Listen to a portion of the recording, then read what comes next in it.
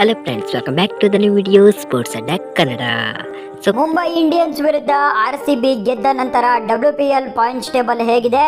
RCB ತಂಡ ಭರ್ಜರಿಯಾಗಿ play ಆಫ್ಗೆ entry ಕೊಟ್ಟಿದೆ. ಸುಮಾರು ಜನ ಮೈಂಡಲ್ಲಿತ್ತು RCB ತಂಡ ಇವತ್ತು ಬಲಿಷ್ಠ ಮುಂಬೈ ವಿರುದ್ಧ ಸೋತೋಗುತ್ತೆ ಅಂತ. ಆದರೆ ನನ್ನ ಹಾಟಲ್ಲಿ ಹೇಳ್ತಿದ್ದು ಒಂದೇ, RCB ಗೆದ್ದೇ ಗೆಲ್ಲುತ್ತೆ ಅಂತ. ಎಲಿಸ್ ಪೆರಿ, ಆರ್ಭಟ, ಮುಂಬೈ ಇಂಡಿಯನ್ಸ್ ಧೂಳಿಪಟ ಎಲ್ಲರೂ ಕೂಡ ಕಣ್ಣೀರು ಹಾಕ್ಬಿಟ್ರು. 4 over 6 wicket 8 dot ball, super ಆದಂಥ performance, 18 dot ball. Points table ಕಡೆಗೆ ನೋಡೋದಾದ್ರೆ ನಂಬರ್ 1 DC ತಂಡ ಕ್ವಾಲಿಫೈ ಆಗಿದ್ದಾರೆ ಪ್ಲೇ ಆಫ್ಗೆ. ನಂಬರ್ 2 ಸ್ಥಾನದಲ್ಲಿ ಮುಂಬೈ ಇಂಡಿಯನ್ಸ್ ಕ್ವಾಲಿಫೈ ಆಗಿದೆ. RCB ತಂಡ ಕೂಡ ಕ್ವಾಲಿಫೈ ಆಗಿದೆ. ಕ್ಯೂ ಸಿಂಬಲ್ ಬಂದಿದೆ. UP ವಾರಿಯರ್ಸ್ ಹಾಗೂ ಗುಜರಾತ್ ಜಯಂಟ್ಸ್ WPL ನಿಂದ ಹೊರಗೆ ಹೋಗಿದ್ದಾರೆ.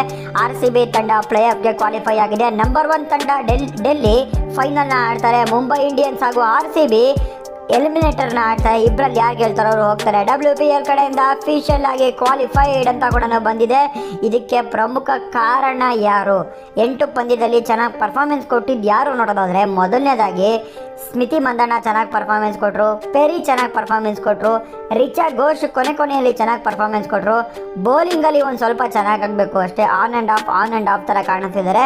ಪೆರಿ 6 ವಿಕೆಟ್ ತೆಗೆದಿರೋದ್ರಿಂದ ನಮಗೆ ಕಾನ್ಫಿಡೆಂಟ್ ಬಂದಿರುತ್ತೆ, ಏನು ಬೇಕಾದ್ರೆ ಮಾಡ್ಬೋದು ಅಂತ. ಪ್ಲೇ ಆಫಲ್ಲಿ ಪೆರಿ ಬೌಲಿಂಗ್ ತುಂಬ ಇಂಪಾರ್ಟೆಂಟು. ಚೆನ್ನಾಗಿ ಬೌಲಿಂಗ್ ಮಾಡಿದ್ರೆ ಪಕ್ಕ RCB ತಂಡ ಗೆಲ್ಲುತ್ತೆ.